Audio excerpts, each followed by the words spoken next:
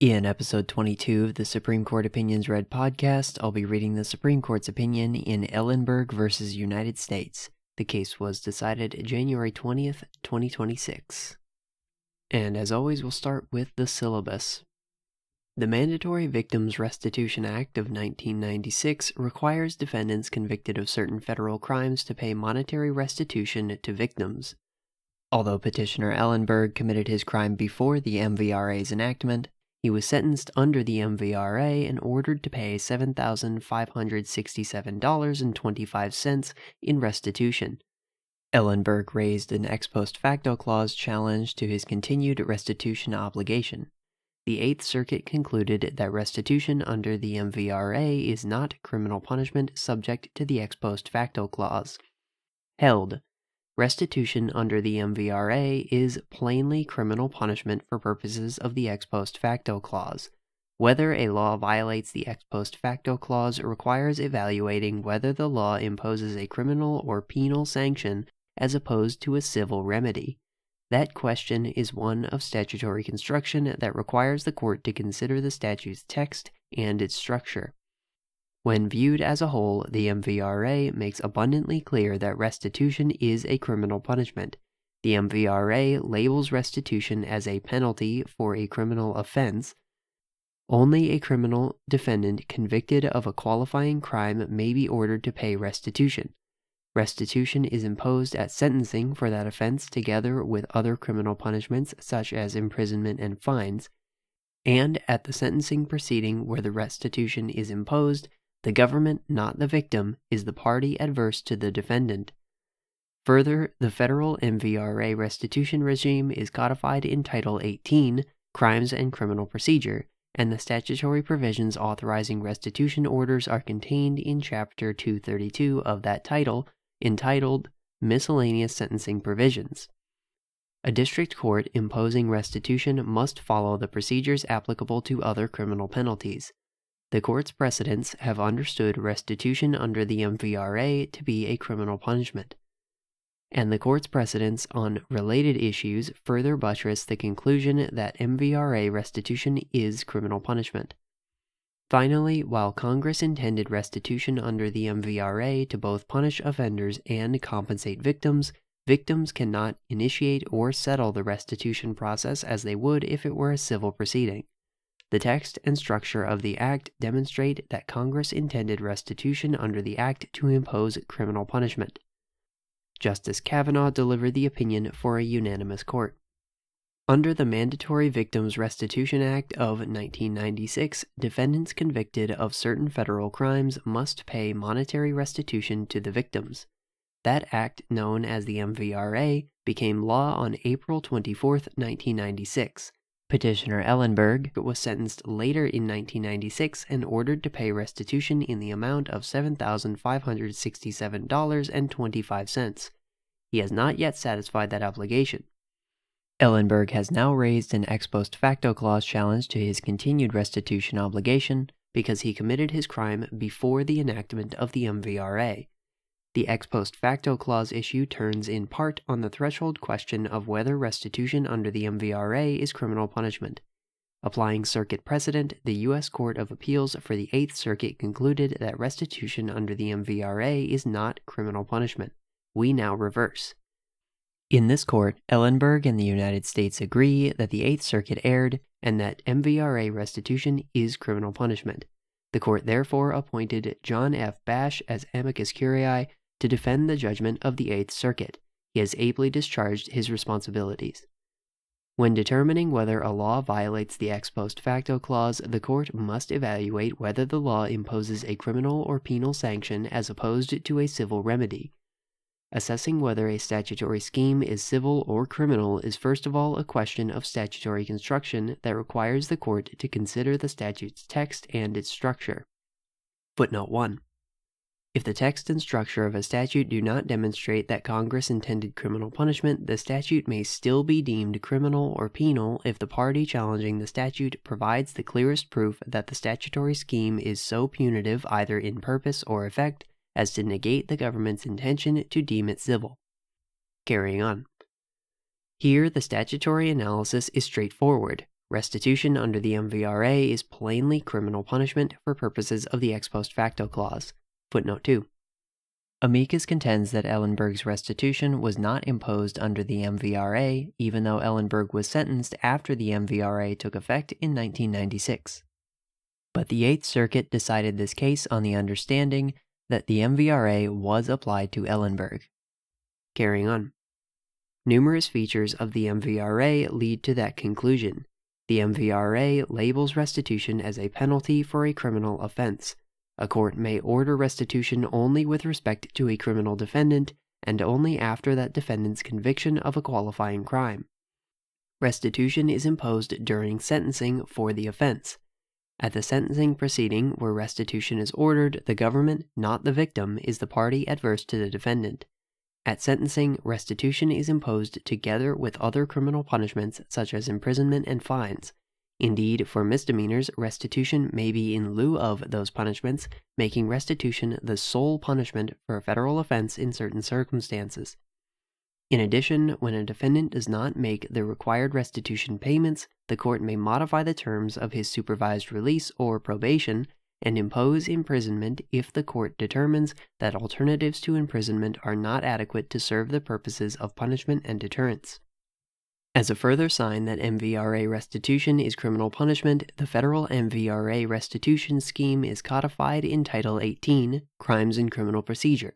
The main statutory provisions authorizing restitution orders, Section 3663 and Section 3663A, are contained in Chapter 232 of Title 18, entitled Miscellaneous Sentencing Provisions. Another statutory provision, Section 3556, states that a court shall order restitution in imposing a sentence for covered offenses. That provision is housed in Chapter 227 of Title 18, entitled Sentences. The statute also refers to a sentence that imposes an order of restitution. When imposing restitution, a district court must follow the procedures applicable to other criminal penalties, including the federal rules of criminal procedure. And Section 3663C directs the U.S. Sentencing Commission to promulgate criminal sentencing guidelines for restitution. When viewed as a whole, then, the MVRA makes abundantly clear that restitution is criminal punishment. We are not saying that all of the statutory features present here are necessary to constitute criminal punishment, but they are sufficient. Given the statutory text and structure, it comes as no surprise that this court's precedents have understood restitution under the MVRA to be criminal punishment. In Manrique v. United States, the court stated that the MVRA requires courts to impose restitution as part of the sentence.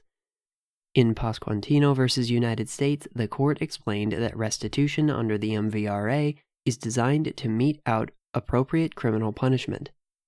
And in Paroline v. United States, the court repeated that description. This court's precedents on related issues further buttress the conclusion that MVRA restitution is criminal punishment. For example, forfeiture under 18 U.S.C. Section 982A1, like restitution under the MVRA, occurs at the culmination of a criminal proceeding and requires conviction of an underlying crime. That forfeiture, the court concluded, is criminal punishment. By contrast, the court determined that the forfeiture of firearms under 18 U.S.C. Section 924D, ordered during an in rem proceeding, is a civil sanction. As the government cautions, not everything that occurs at criminal sentencing, or even that appears in a criminal judgment, may necessarily be part of the punishment. But we need not explore that point further here because, for the reasons we have explained, MVRA restitution is criminal punishment. Amicus relies heavily on Smith v. Doe. There, this court considered a law requiring a defendant convicted of certain crimes to register as a sex offender. The court held that the registration mandate was civil. The legislature adopted distinctly civil procedures for the imposition of registration requirements. By contrast, to reiterate what we've said above, MVRA restitution is labeled as a penalty, is codified in the criminal code, is predicated on a criminal conviction, is imposed against a criminal defendant, is sometimes imposed in lieu of other penalties, is ordered at sentencing where the United States is the adverse party, and can result in resentencing when the defendant refuses to pay. So Smith v. Doe does not control.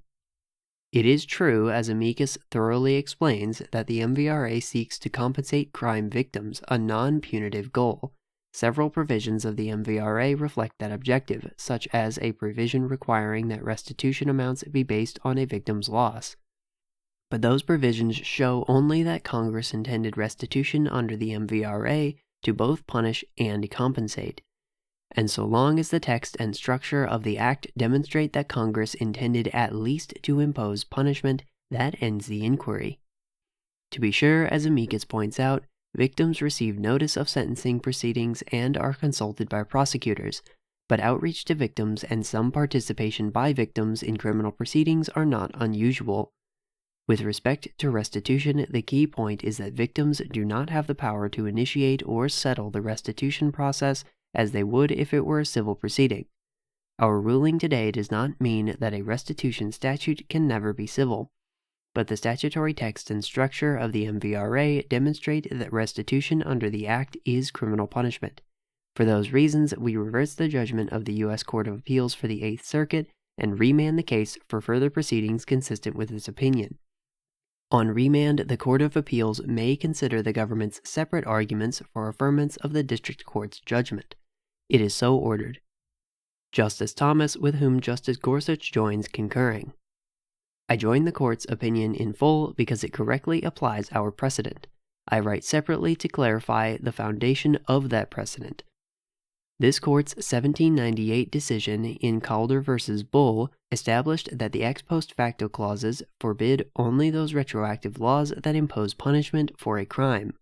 Over the 228 years since Calder, this Court has struggled to articulate what it means for a law to impose punishment for a crime and thus be subject to the Ex Post Facto Clauses.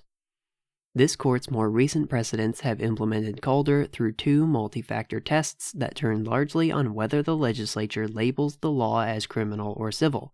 But in 1798, punishment for a crime would have been understood to refer to any coercive penalty for a public wrong. Many laws that are nominally civil today would therefore have been subject to the Ex Post Facto Clauses under Calder.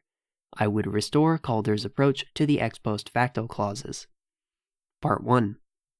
The Constitution twice prohibits ex post facto laws. As to the federal government, it provides that no bill of attainder or ex post facto law shall be passed. As to the states, it provides that no state shall pass any bill of attainder, ex post facto law, or law impairing the obligation of contracts.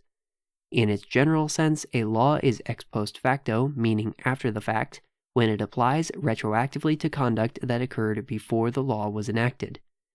The two ex post facto clauses reflected the importance of the protection to the Founding Fathers. James Iredell believed that the protection against ex post facto laws was the most essential right of all, which was worth 10,000 declarations of rights without it. A man may feel some pride in his security, Iredell wrote, when he knows that what he does innocently and safely today in accordance with the laws of his country cannot be tortured into guilt and danger tomorrow. In the Federalist Papers, Alexander Hamilton placed the prohibition of ex post facto laws among the greatest securities to liberty and republicanism. James Madison argued that ex post facto laws are contrary to the first principles of the social compact. Ex post facto laws lack legitimacy because laws must precede the actions that they govern. Laws regulating actions after the fact deprive citizens of notice and fair warning, and are, therefore, an affront to a man's reason and free will.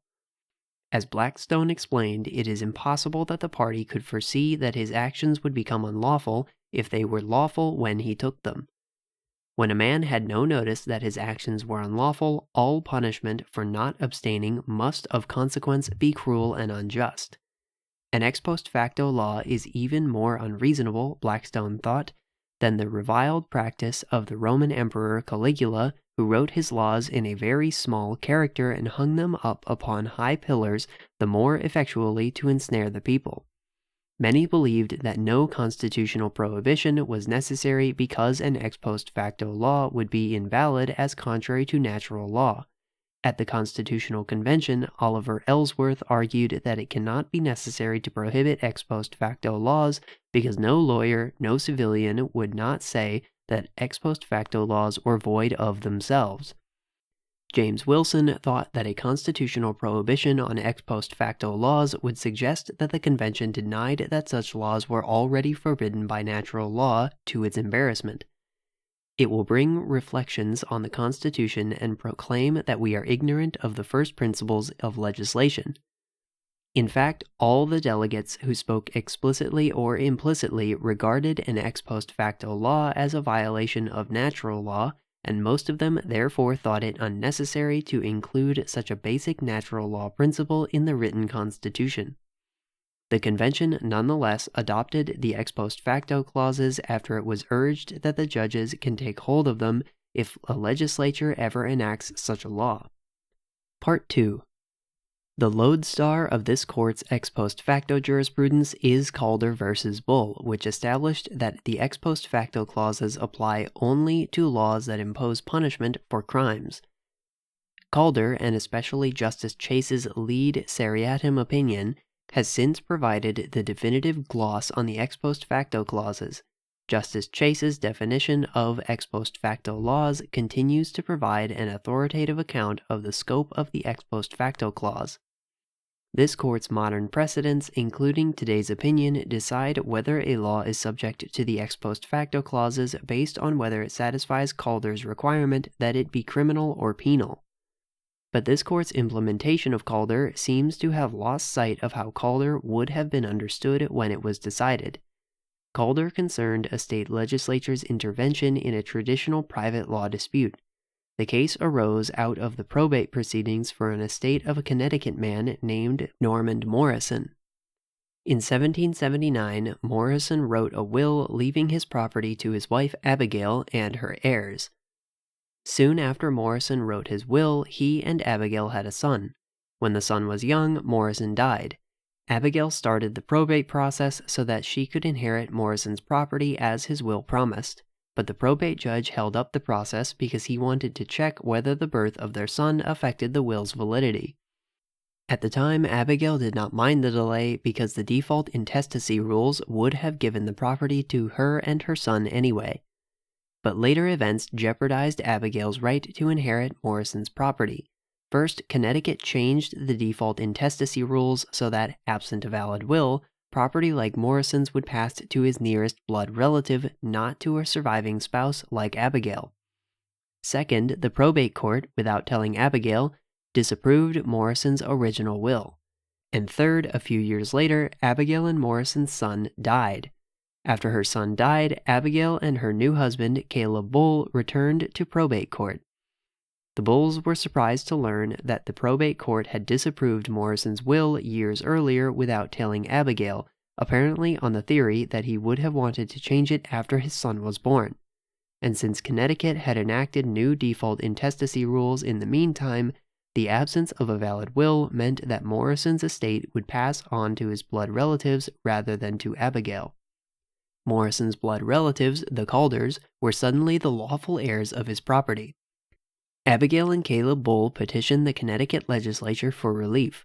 They convinced the legislature that Morrison did not intend to revoke his will after his son died, so the legislature issued a decree in 1795 granting them a rehearing on the validity of Morrison's original will.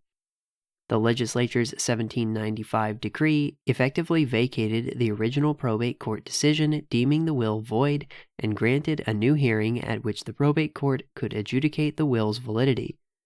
The probate court held a new hearing pursuant to the decree and concluded that Morrison's original will was valid after all.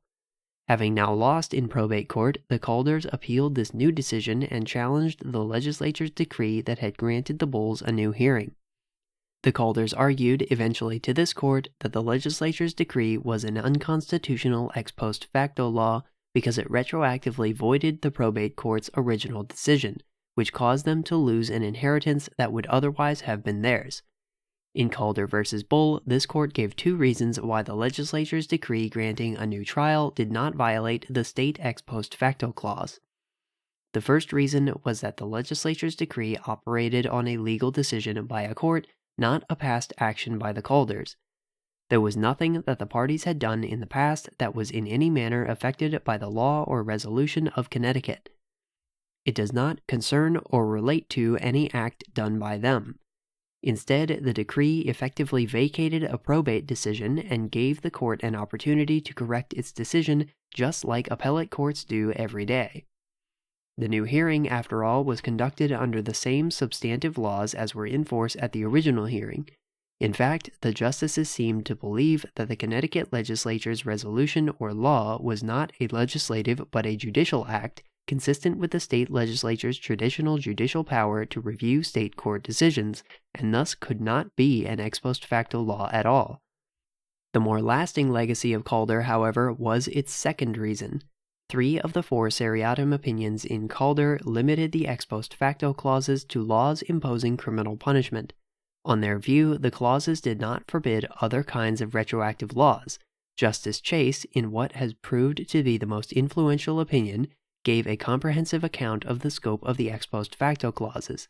He understood the clauses to be limited to retroactive laws imposing criminal punishment. He explained that the ex post facto clauses covered only those laws that create a crime, aggravate a crime, increase the punishment for a crime, or change the rules of evidence for the purpose of conviction. Justice Chase's account implied that the clauses did not apply to other kinds of retroactive laws. First, on his view, the clauses did not touch private law. Justice Chase did not think that the ex post facto clause was inserted to secure the citizen in his private rights of either property or contracts. Accordingly, the clauses would not prohibit a law that retroactively paused a debtor's obligations to a creditor or voided a contract. Such laws, in Justice Chase's view, were governed by separate constitutional prohibitions on impairing the obligations of contracts and making anything but gold or silver a tender in payments of debts. Second, because the clauses were meant as protections against the government, they did not apply to laws that retroactively made a law more lenient. They would not, for example, forbid a law that retroactively mollifies the rigor of the criminal law. The other 2 seriatim opinions in Calder that addressed the question agreed.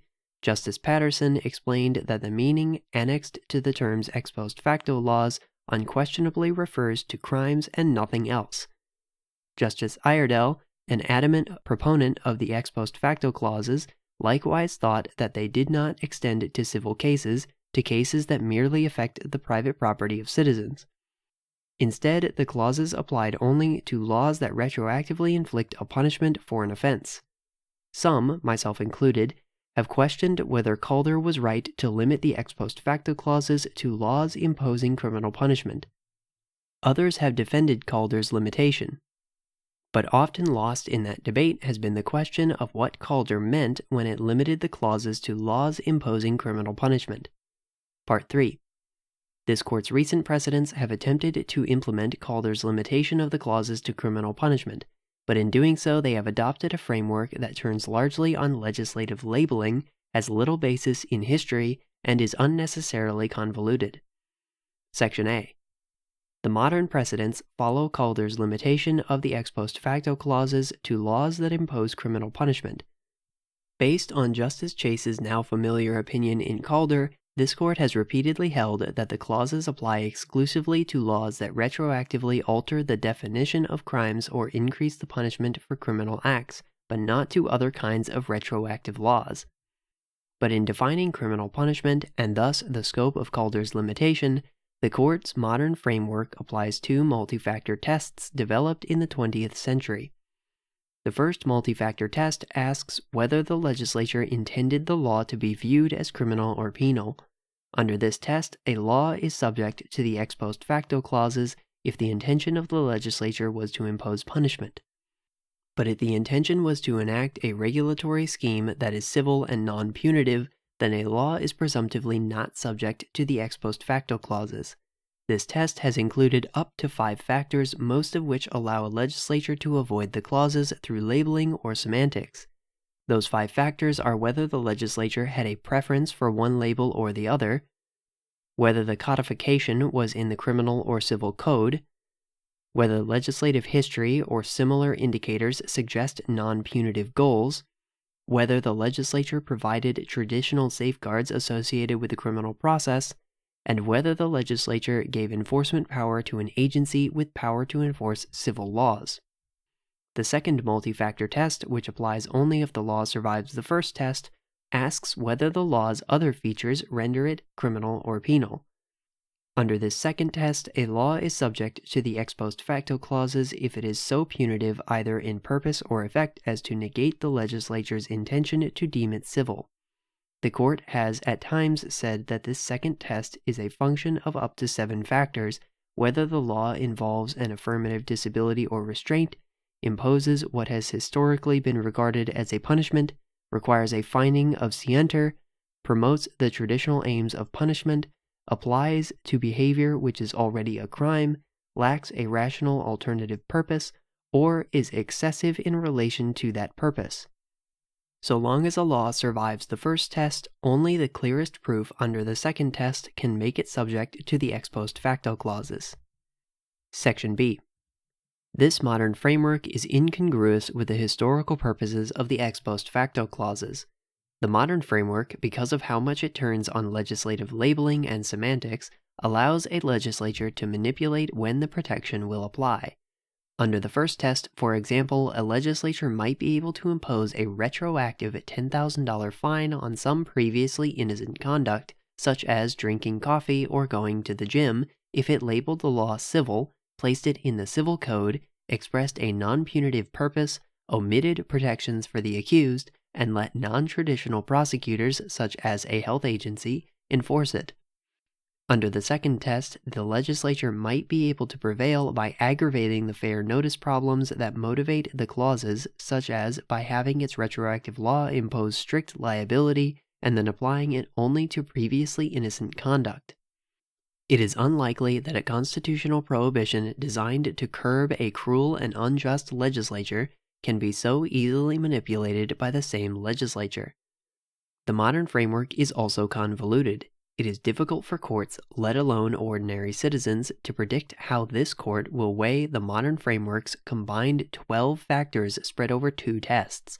This court's own precedents admit that the 12 factors are neither exhaustive nor dispositive.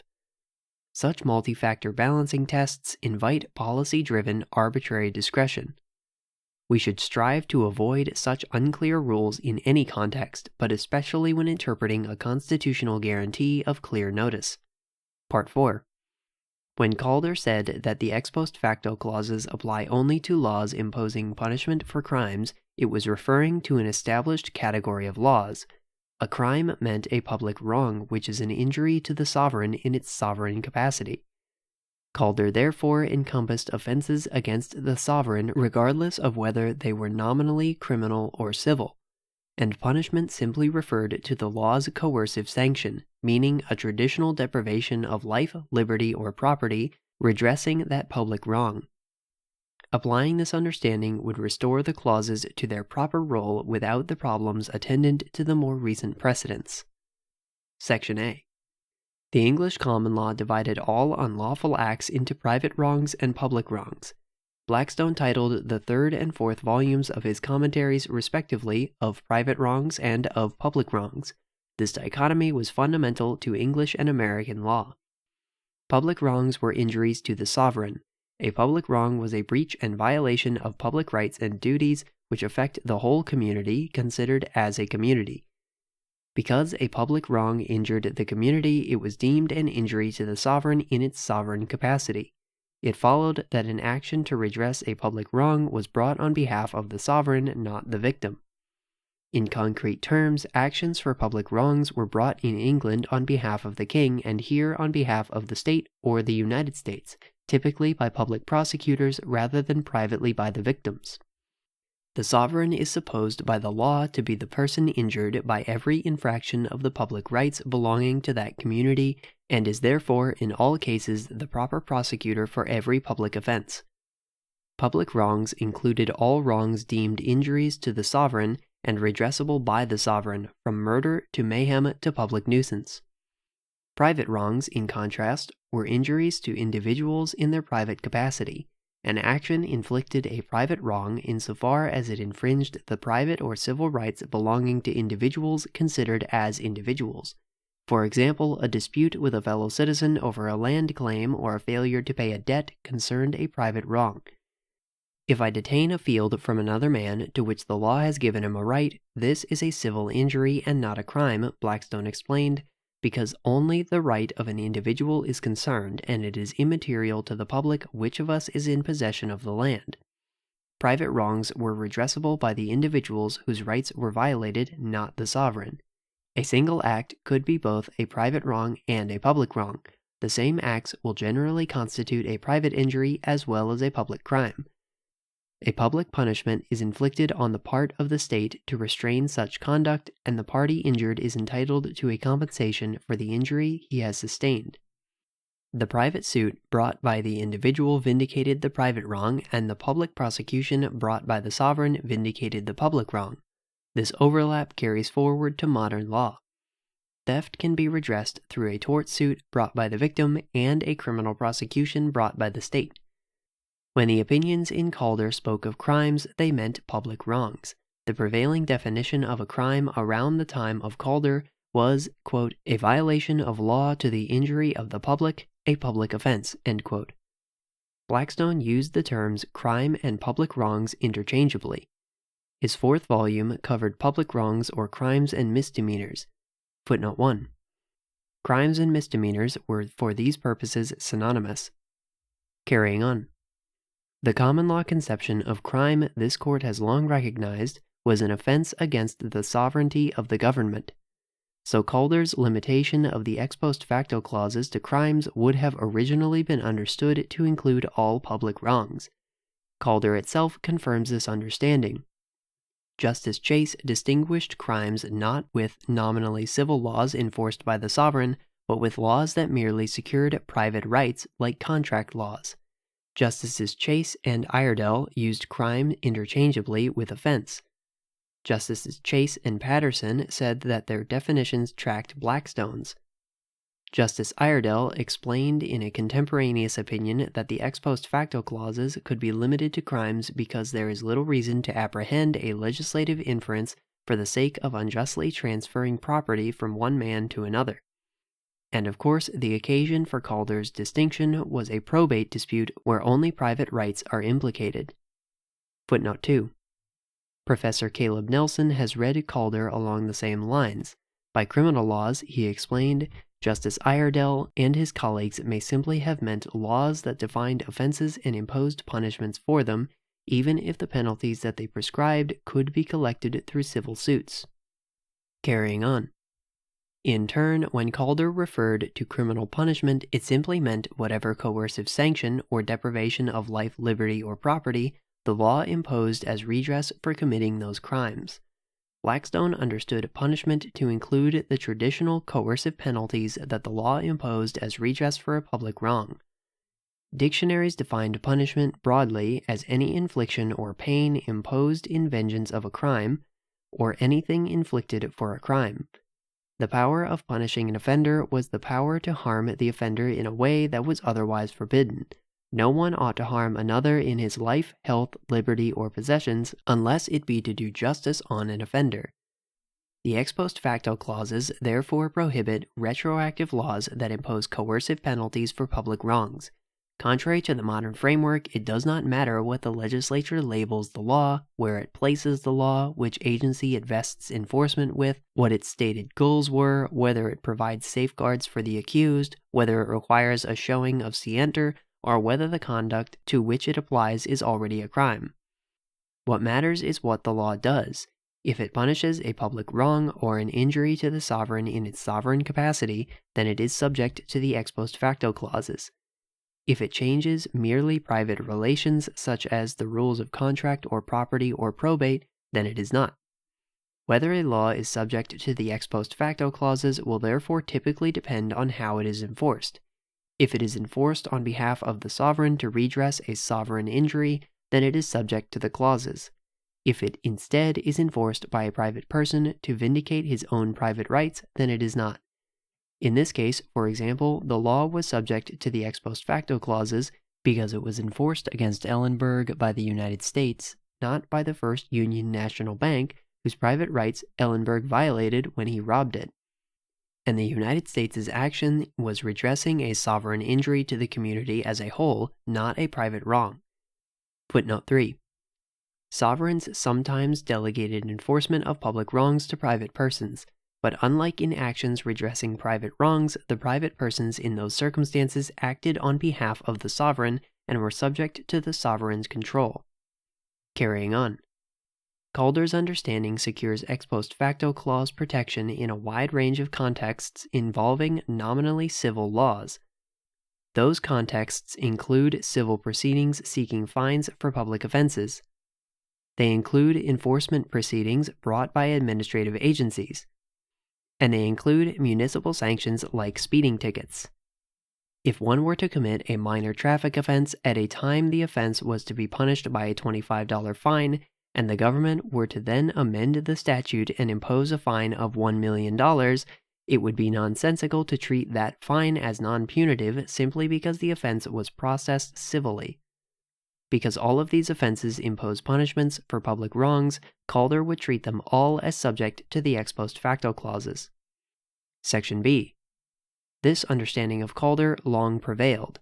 Courts took the position that the relevant line for the clause's scope lay between punishments imposed in response to public offenses, whether prosecuted criminally or civilly, on the one hand, and purely private disputes on the other.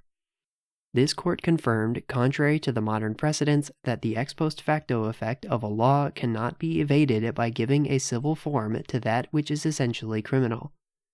The influential commentator Thomas Cooley likewise explained that a law will be ex post facto in the constitutional sense if it subjects an individual to a pecuniary penalty or deprives a party of any valuable right retroactively, even if it does not in terms declare the acts to which the penalty is attached criminal. In a similar context, when a state sought nominally civil fines against a company for doing business without proper forms, this court explained that the statute was in the strictest sense a penal statute. The court held that the nominally civil statute was penal because the cause of action was not any private injury, but solely the offense committed against the state by violating her law. Likewise, the prosecution was in the name of the state. The court explained that the real nature of the case is not affected by the forms provided by the law of the state.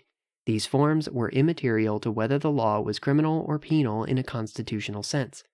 Thus, the court concluded in whatever form the state pursues her right to punish the offense against her sovereignty, an action is criminal or penal in substance whenever it seeks to compel the offender to pay a pecuniary fine by way of punishment for the offense. Other decisions follow the same reasoning. For example, when the United States brought a nominally civil action for damages based on a public offense, the defendants were entitled to other criminal procedure protections because the action was in its nature and essence, though not in form, a penal or criminal action. And when a statute forbade any fine or forfeiture under any penal statute, the statute applied to a nominally civil action for debt on behalf of the sovereign against someone who committed a public offense. Chief Justice Marshall explained that the category of penal laws referred not to any particular mode of proceeding, but generally to any prosecution, trial, or punishment for the offense. This understanding of Calder harmonizes the ex post facto clauses with their historical purpose. It means that the clauses ensure fair notice against government enforcement actions regardless whether the legislature labels them civil. As Justice Gorsuch has explained, today's civil laws regularly impose penalties far more severe than those found in many criminal statutes. Today's civil penalties include confiscatory rather than compensatory fines, forfeiture provisions that allow homes to be taken, remedies that strip persons of their professional licenses and livelihoods, and the power to commit persons against their will indefinitely. This understanding also helps reconcile Calder with its critics, many of whom have focused on the injustice of allowing the government to retroactively impose sanctions for public offenses that it deems civil. This understanding of Calder also simplifies the law.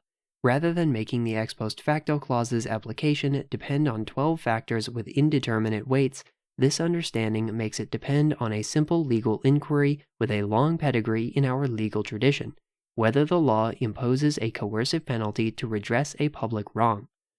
In most cases, that inquiry will just come down to who enforces the law, the sovereign or the injured private party. In Collins v. Youngblood, this court explained that any departure from Calder's explanation of the original understanding of the ex post facto clauses was unjustified. The court understood itself to be bound by what Calder meant rather than by its intervening precedents that misunderstood Calder. Today, this court's precedents concerning the scope of laws imposing criminal punishment have departed from Calder's understanding of that category. In a future case, the court should consider returning to Calder's understanding. And that is it for the opinions in this case.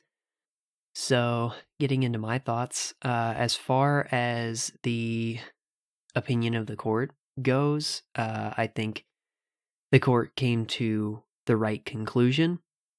This guy he committed his crime or crimes before the MVRA was passed, and then the MVRA is passed, and then he is sentenced under the MVRA. The government seems to dispute that he was actually sentenced under the MVRA, but the court below apparently was under the impression that he was, so I guess we're sort of just assuming for the sake of argument that he was. It's pretty obviously retroactive, or it's pretty obvious that this law is being applied to this person retroactively, and so then the only question is, well, is this a criminal punishment? Because apparently going all the way back to just after the founding, the Supreme Court has said the ex post facto clauses only apply to laws imposing criminal punishments. Okay, is this a criminal punishment? Seems pretty obvious that it is. And the majority, or the court, gives a whole bunch of reasons for why this seems to be a criminal punishment. Spoiler alert, I think Justice Thomas, joined by Gorsuch in his concurrence, gives the most compelling reasons, but the court says, well, this is in the criminal code, this is conditional on a criminal conviction, there seems to be a punitive purpose here, even if there is also sort of a compensatory purpose, trying to give victims restitution and whatever. But just reason after reason after reason why, this seems pretty obviously a criminal punishment. In some ways, it sort of takes the form as a civil punishment, but overwhelmingly, it seems to be criminal in nature. So, the ex post facto clauses apply. So, 8th Circuit, you were wrong. Go back, redo it. And so, as far as the opinion of the court goes, it seems fine. And it was, yet again, another unanimous decision of the Supreme Court. Yet again, seems perfectly reasonable and correct to me.